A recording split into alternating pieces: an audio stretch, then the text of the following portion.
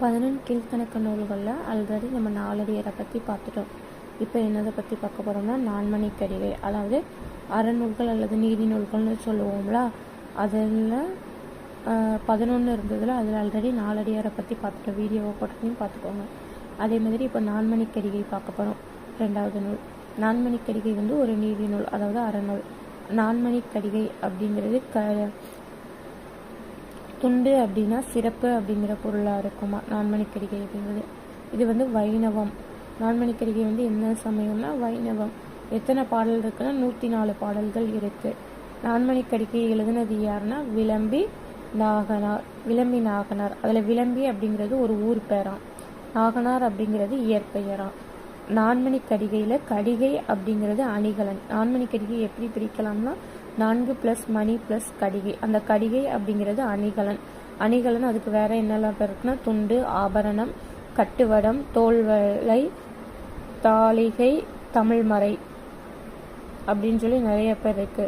அதாவது கடிகைனா அணிகலன், துண்டு, ஆபரணம், கட்டுவடம், தோல்வளை, தளிகை, தமிழ்மறை.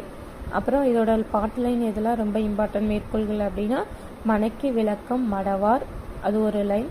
நிலத்துக்கு அணி என்ப நெல்லும் கரும்பும், குளத்துக்கு அணி என்ப தாமரை. அப்புறம் வெல்வது வேண்டி வெகுளி விடல், இதெல்லாம் மேற்கோள்கள் இம்பார்ட்டன்ட். நிலத்துக்கு அழகு அப்படின்னு எதை சொல்றாங்கன்னா நெல்லும் கரும்பும் சொல்றாங்க. குளத்துக்கு அழகு என்னதுன்னு சொல்றாங்கன்னா தாமரையாம்.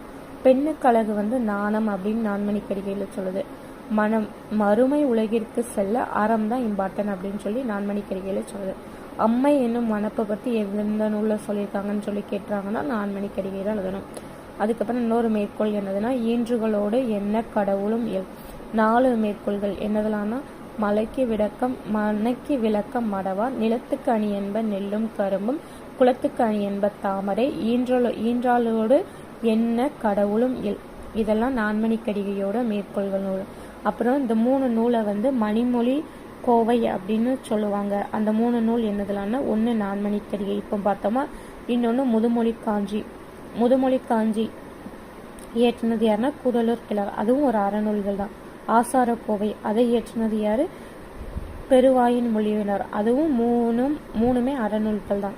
நான்மணிக்கடிகை, முதுமொழி காஞ்சி, ஆசார கோவை 3மே அறநூல்கள் உள்ளதான். மணி, மொழி, கோவை.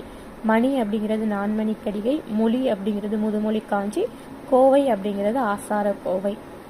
நான்மணிக்கடிகை நூல் இதை பற்றி தான் நம்ம பார்த்துருக்கோம். அறநூல்கள் தொடர்பான நான்மணிக்கடிகை பற்றி பார்த்து முடிச்சாச்சு.